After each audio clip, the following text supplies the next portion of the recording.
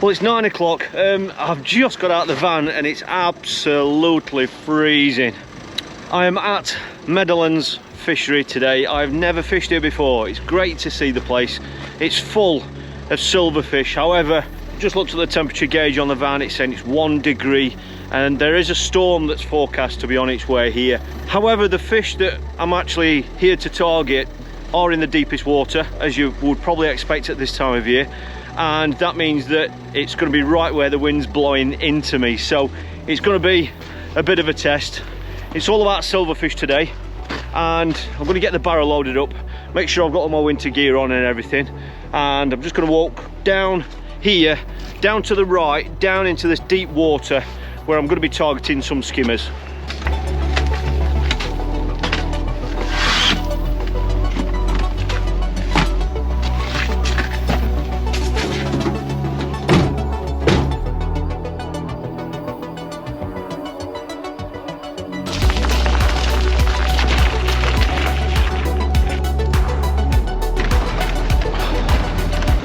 That wind doesn't look very nice to me. It's coming straight into this bank. Well, this is my first proper look at the venue, and this is on a bit of a point, as you can see. Goes round, that wind's coming straight in, and I've been told to fish somewhere along here. I'm not sure what these peg numbers are. Oh, that one's number 26, and I don't know if they go lower that way. Yeah, 25. So I'm going to get down somewhere just here. I just hope that all that rain's going to keep off.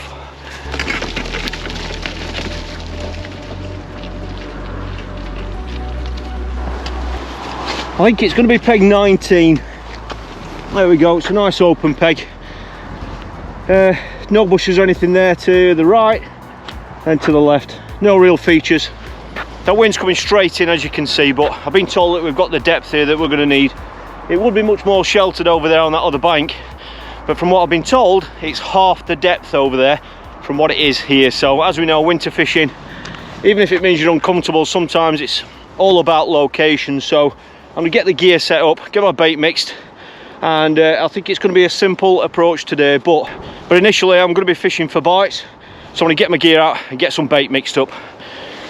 Well, the first job of the day is to mix some ground bait. I haven't mixed any up, and also this will give us a chance to have a look at the water clarity. It has started to get a little bit clearer. I don't know what it's normally like, but it is quite clear, so that's going to be reflected in the mix that I'm going to use today. So what have we got? We have got, I'm going to stick to one mix today. I've actually been down here for a couple of days on different venues, so I've got a mixed bag of baits in here, but basically this is the mix I'm going to be using. The F1 dark, brilliant winter mix. Sweet, as the name suggests. It's dark, as you can see, and it's very fine as well. We don't want to be giving them too much feed. I don't think I'm going to need a lot, because we're only going to be fishing with small feeders. So that is it on its own, not mixing it with anything else. So that's the route I'm going down with as regards to ground bait. So I'm going to get this mixed up, so it's going to have at least half an hour, probably an hour before I actually start fishing. Usually we do this the night before or on the morning at home, but a lot of the matches I fish now, you kind of get enough time to mix your ground bait beforehand, and it's still got time to rest. It just depends what kind of mix you want. If you want an inert mix, then normally we'd mix it the night before, but I didn't have the opportunity this time. As regards the actual bait, I'm not going to be putting any pellets or anything like that, and I don't want to complicate things. So all I've got is, I've got some white maggots for the hook, which can sometimes be great in clearer water, just purely because they're so visible. I've got some red maggots, as you can see, staple on most commercials now, and then I've got some fluorescent pinkies as well. It's all about skimmers, and that is it. That's all I'm going to feed. No casters, no worms, no pellets. Keep it really nice and simple. Hopefully we're going to get bites pretty early, and then what I'll be doing is just trying to be a little bit selective with the skimmers and things. But initially, looking at the conditions and the temperature, the first task is going to be just to set the line up, just to see if we can get some bites. Well, that's the bait mix. I'm just going to get the rod out. It's just going to be a one rod job today. I'm not going to be casting too far because all the deep water is right here where I am, so there's no point in casting at range. I've actually come here because of the depth, so that's where I'm going to fish. They catch a lot of fish on the long pole line here, so that's where I'm going to be targeting, I think. But the first thing I'm going to do is I'm going to get the rod out, get a bomb on, and get an idea for how deep it is, and just get a feel for what the bottom's like. This rod's already set up, but I'll show you the rig and everything when we get fishing. 11-foot feeder, commercial, that's what I'm using, 3000 reel. It's got a 1 ounce tip in it. Like I said, this is already set up, but had it not been set up, this is exactly how I would have set it up. I think there's going to be a little bit of tow on it, although the wind is coming straight into me. But we'll find that out, obviously. But we're not fishing at long range anyway, so the tow shouldn't affect us too much. Let me just get a bomb out now and get a feel for how deep it is. I'll talk you through the rig in a bit when we get fishing, but I've just got a 30 gram bottle bomb. I always use a 30 gram, just because it gives me a nice uniform idea of the depth when I go to different venues. Because it's always a 30 gram bomb, and because I always use the stopwatch, it just means that whatever venue you go on, it's always going to be uniform. And it's just nice to know that a certain depth on a venue in a certain count is exactly the same as another venue, or you can compare the two much better because all the variables are kind of the same, if that makes sense. So let's get an idea. I've been told it's about 13 feet deep, so we'll get an idea as regards the count. So I'll just underarm it, start the stopwatch when it hits the surface, and then stop the stopwatch when it hits the bottom. So just there, which was at about 8 meters, we've got a count of 2.7 seconds. Okay, so I'll just go now to the line where I kind of expect we're going to be fishing, which is like a long pole line. I've got to about 13 meters, which is about there. 3.8. Okay, so that's over a second deeper by going onto that pole line. So that's the maximum depth we've got at the moment, 3.8. So let's go further, just to see what it is like. It's nice to get an idea of what your peg's like. Even if you don't plan on fishing that area, it's sometimes nice to just get an idea of what's happening underwater.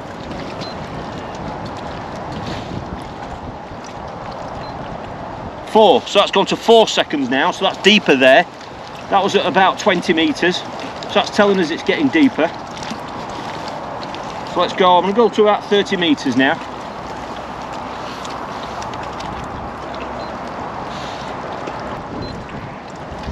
.93, so 4 seconds again. So between 20 and 30, that would suggest that between those two ranges it stays the same. And I'm not going to fish this far out today, but let's just go past that. Let's go to say 40 meters just to see what it's like.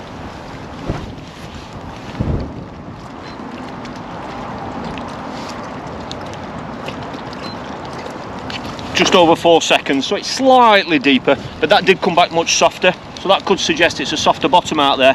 But we are using mono, so sometimes the speed that bomb comes back is not quite as accurate as what it would be with braid. So it looks like, I mean, that sort of range, that 4 second sort of range, going up to 20 meters, looks like it's going to be the you know, where it actually levels off sort of thing. So what I'm going to do now is just find that depth and just see if I'm happy fishing there. About there. 4 seconds, so that's where I'm going to fish. I'm going to fish in 4 seconds, which looks about where it's it starts to level off a little bit, or where it's more uniform. All right, so what I'm going to do now is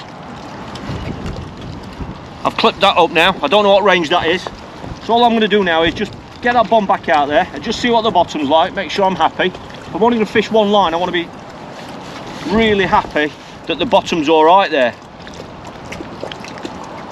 That didn't come back very quick, so that would suggest it might be a little bit soft. I don't know, but we'll find out when we start fishing it. It's a little bit hard to tell with mono. Just dragging the bomb along the bottom, just to make sure, you don't know what might be there. There might be stones there, rocks, there could be any ledges there. It's very risky when you fish one line, because you are literally, as they say, putting all your eggs in one basket. So you want to make sure that that spot is right. And I've just spotted a little bit of weed on the bomb. There was a little bit of weed on the bomb then, but that could have been picked up further back. But it didn't get hung up on anything when I was dragging the bomb back. No, that's really nice and clean there. There's nothing that would tell me that I shouldn't fish there. And it's in that maximum depth of water there at 4 seconds. So that's it. So all I'm going to do now is go to the sticks, get an exact reading of what that range is, so that if I've got to take my clip off for any reason, I know exactly what range I'm fishing and I can clip back up there again. And that's it. I'm going to get the ground bait put through the sieve, get the maggots in the bait tray box and get some feed out there. 4, 6, 8, 10, 12, 14, 16, 17. It's exactly 17 meters. So that's it. We've now got an exact point of reference. That wind sounds like it's definitely getting stronger. Now this has dried out a little bit, so I'm just going to add a little tiny bit more water. That's it. That should do it. Should be plenty there for today. And I'm just going to pop it through the sieve.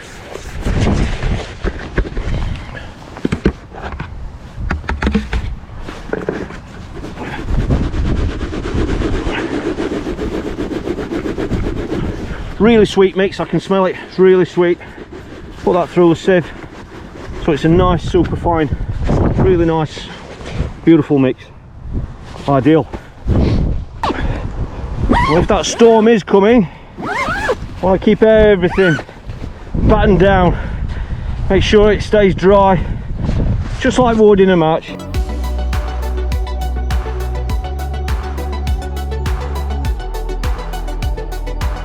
Zipped up, protected and waterproofed.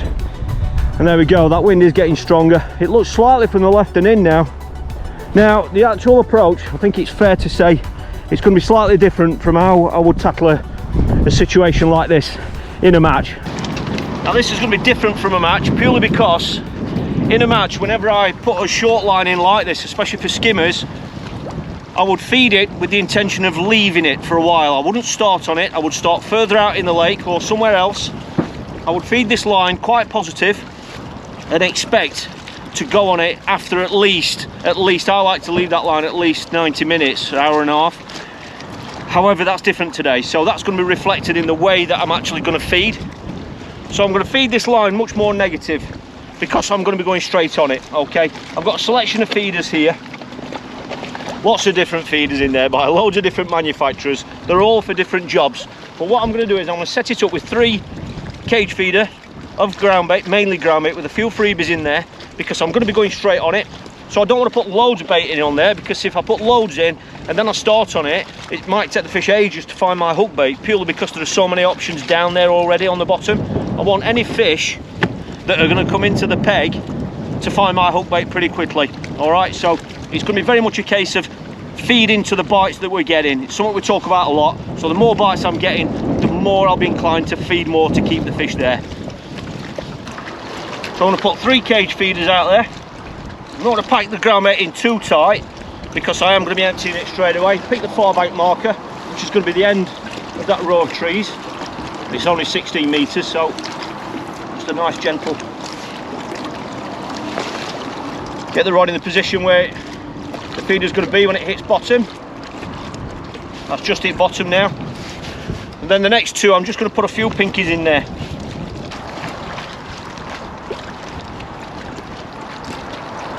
I'm going to be kicking off with a size 16 hook. I haven't put the hook length on yet, not while I'm feeding. So all I'm going to put in now is that first one was just ground bait. I'm literally just going to put that many pinkies and some dead reds. That is it. Okay, and then I'm going to put a few more in on the next cast. I'm going to fish with double bait on the hook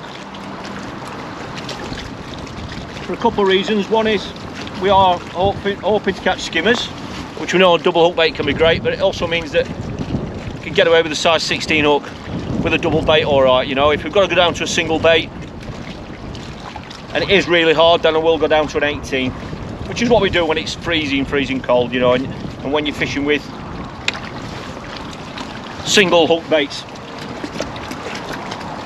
That's 2 gone in. I'm not putting them bang on the same spot, so again, a few pinkies, a few maggots. Like I said, we don't know what to expect, so I'd rather feed negatively first, and then if we are getting more bites than what we expected, then obviously we could just step up the feed accordingly to the bites that we're getting. So that's it, that's 3 lots. I'm going to scale the feeder down now. Nice little cage feeder. Or a plastic. I think I might start on a plastic. I've just changed my mind in a split second there. I'm going to start on a solid plastic feeder, just to encourage any fish that are there to be down on the deck. And some of the plastic feeders move really nice as well along the bottom, and they don't stick in, you know, soft silt or anything. So if it is a soft bottom, which I think it might be, then those are going to sit on the bottom much better. So the feeder that I'm going to switch to now is, I'm going to go with, if I can get one, there we go, a 15 gram solid plastic. Lovely little feeders for this sort of fishing, totally encapsulated there. You know, it's just, we think it's, you know, well, it's 4 seconds deep, that's how deep it is. So it's a nice free running rig, as you can see, and then that's just where I'm going to attach my hook length loop to loop, and that's it. So I'm going to get some bait on and see if there's any fish out there waiting for us. Double pinky on a size 16, 50 centimetre hook length. Let's see if there's anything out there.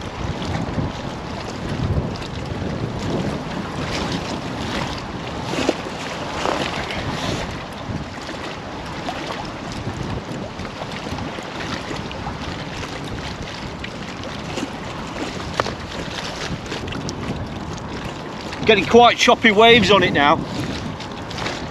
You know them waves what you get that are really high, almost like when they're hitting against tins, you know, like on a canal or something like that. So I've got the tip a little bit higher off the water than normal, just so it stays clear of those waves and all that chop. There is a little bit of tow on it, that's just tightened up nicely, but because it is deep where it is, the line's kind of going down. Should see any bites with that. I've kicked off with a 50 centimetre hook length. Might have to shorten that, depends on how many fish are there, what the bites are like. Sometimes in winter when it's really cold, the fish are taking the bait and not swimming off with it and not moving, so you might not see the bites, and if that's the case I can just shorten it. But I wouldn't normally go longer than this, not in this sort of scenario on a commercial. 50 centimetres is just a great starting point in this sort of depth. Well, that was a little indication there. It's been out there about 4 minutes. Just look like a little flicker, like a small fish indication. I think with the tow that we've got on it and this wind and everything, you generally find that the bites are pretty positive. And we are obviously only at 17 metres, so it's short range, you generally get more positive bites. Let's see if the bait's been touched. One thing we've got to watch is that wind coming in. Can cause tangles on some rigs, but that one's all right, as you can see. I don't think that bait's been touched. Yeah, it has. It definitely looks like something's had a go at that bait. What I'm going to do this time is pinky this time. So I'm going to go with a fluorescent pinky. I'll put that on first, through the pointy end, and then a dead red through the fat end. Just keep a few pinkies going in. Like so, still don't know what to expect, so I don't want to go overfeeding it if it's going to be rock hard. That wind's getting much colder now. Just hope that rain's going to miss us. Give it a nice punch. Make sure it's that nice line clip nice and firmly to try and straighten that rig out against that wind. Sometimes when that wind's really bad, that's when we use helicopter rigs. That could be a great rig to use when you've got the wind straight in your face. But I won't need that today. That was a bite. Definite bite. We've got it. Well, I didn't expect that. It feels an half decent fish as well. That was a really fast bite, just like a roach. Well, I honestly thought if we got anything this quick, it'd be, you know, a small fish like a little roach or something. This feels an half decent fish. What we got? We got a skimmer. I don't believe it. Yes, get that. Well, that didn't take long, did it? And I didn't expect one that size so quick. Well, look at that. Beautiful condition as well. Freezing cold, as you can imagine. just hooked in the corner of its mouth, single dead red and a pinky. It's a beautiful conditioned fish, that, isn't it? It really is. Well, how about that second cast? Brilliant start. Great stamp as well. Didn't expect fish of that stamp so early. So that's it now. I'll just monitor it. It's just a case of feeding to the bites now. So I'm not going to change anything. I want to still feed exactly the same. You know, about 6 pinkies and a couple of dead reds. The beauty with these baits and the beauty of what we're doing is that there isn't any feed in that ground bait, as you can see. You know, it's super fine. There's no grains of feed in there. And the only baits we're introducing are the maggots and the pinkies. So that basically means that the fish are eating the baits that we can put on the hook. And I just love that, because, you know, if you were getting indications on the tip, you were getting liners. Well, there's nothing there telling you that the fish are eating anything else other than something you can actually try on the hook. So it's just 1 pinky and a dead red. You know, it's just keeping it really simple.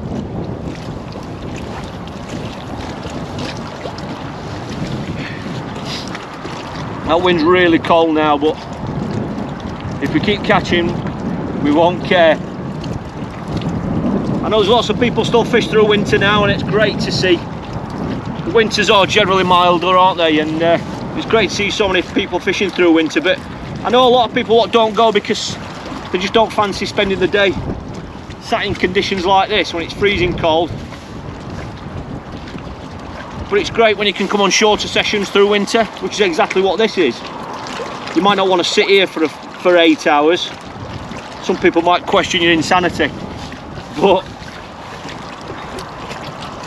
if you can spare 3 or 4 hours, it's sometimes great just to get out. And if you pick your location right, like today for example, I could have sat over there with the wind off my bite where it's much more comfortable, but I was told I probably wouldn't get a bite because all the fish are here. So location is so important, and we've had that fish second cast, which is great. So that obviously tells me that the information I've had today from the bailiff was right. You know, there are some fish here, and that's what we're here for. So just going to keep feeding to the bites now. That look like a little indication. It's only been out there a minute and a half or so. We'll try not to snatch at it. If they are skimmers that are there, it might be bream, I don't know. I don't know what the heads of bream are like in here, or whether it's all hand-sized skimmers, I don't know. I don't want to go snatching at it. I want to try and make sure that the fish is on.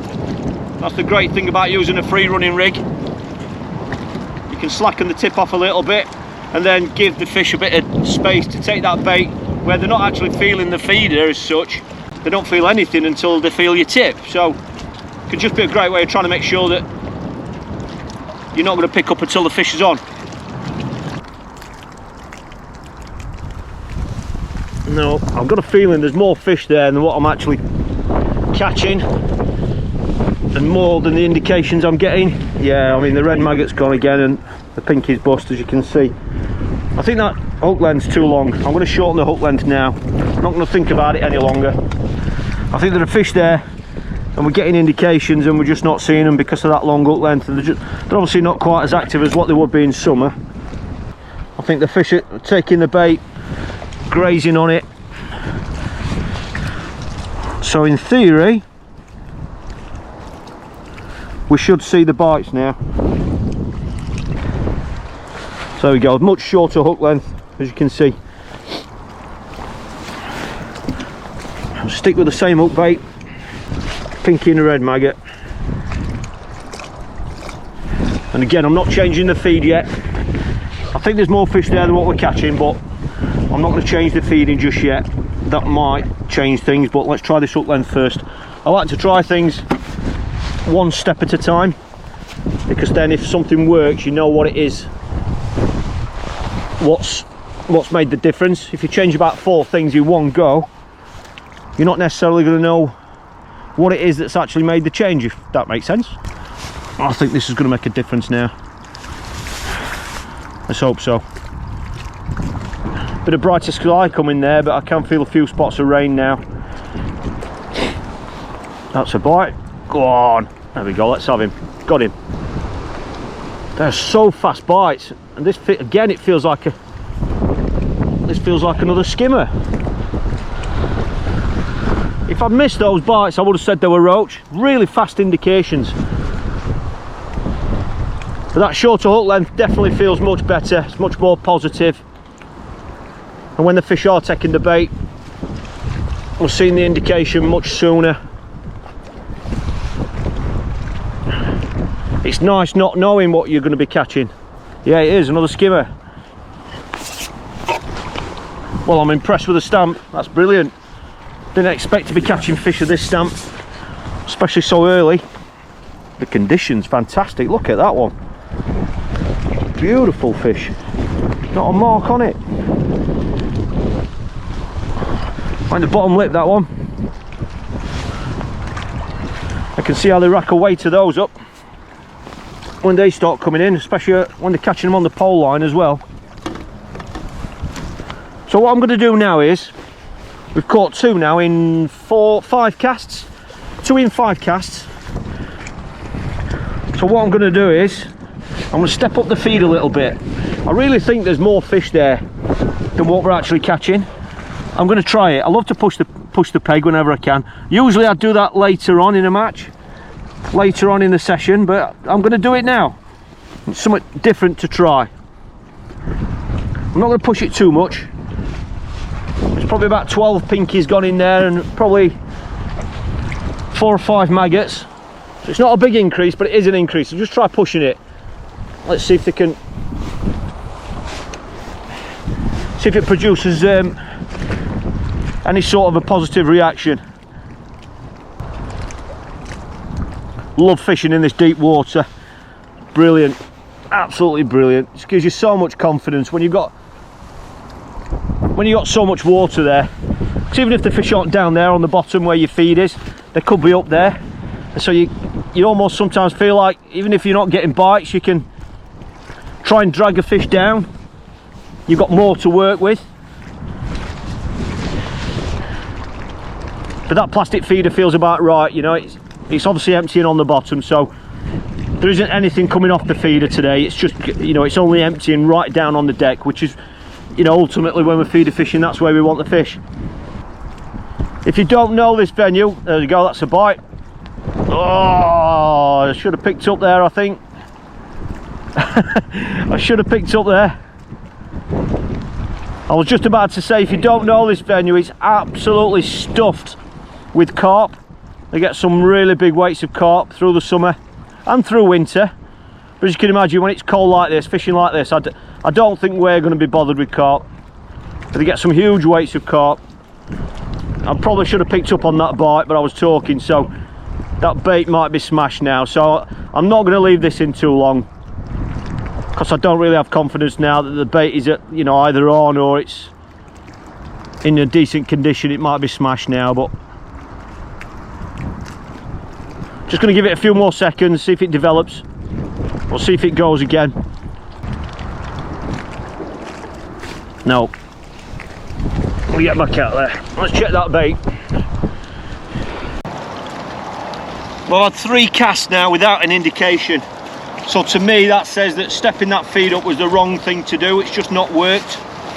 So I'm going to go back to the negative approach that we started on and just try and bring the peg back now.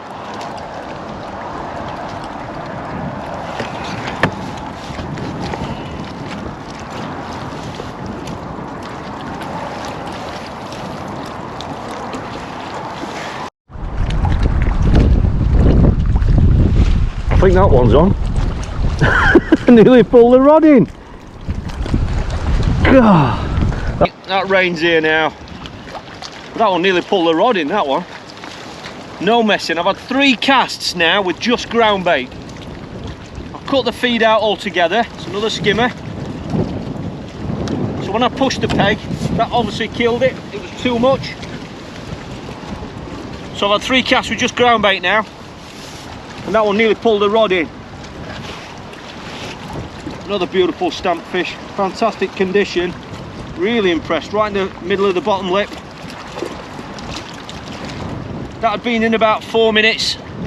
But like I said, that's 3 casts I've had now with just ground bait. Here you go, mate. So I'm just going to keep feeding how I started the session. Just with probably 4 or 5 pinkies, that's it, no more. If it suddenly increases as it goes on, that's fine, but definitely cutting back on the feed is better.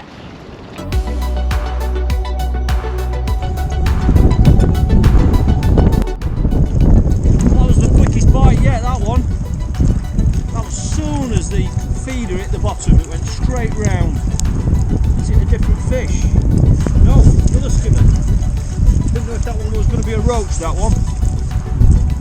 Slightly smaller one, that one, but that was instant. As soon as the feeder went in. They're really responding to that ground bait now.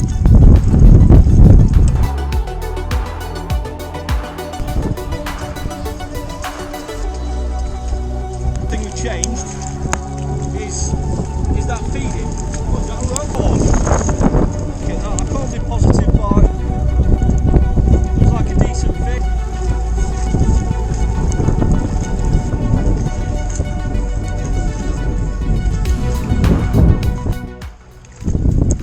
The weather's really testing now. I can only just about feel my hands. But that was a really positive bite. Looks like a decent fish. Got a nice steady run of fish now, just by cutting back on the feed. It's another skimmer. Lovely stamp of fish. Beautiful. Got a really nice run of fish. Just shows you that those little tweaks in your feeding and everything can make all the difference, especially in winter and in these severe conditions. Beautiful stamp fish, you know. Could really rack a weight up of those. And the bites are really confident at short range as well, especially with that short hook length. I can't really hold that much longer. It's freezing cold. It just shows that if you get your location right, if you get your feeding right, and you just take note of the signs, you know, be aware of how much you're feeding, that even in some of the harshest conditions in winter, you can still have a great day's fishing.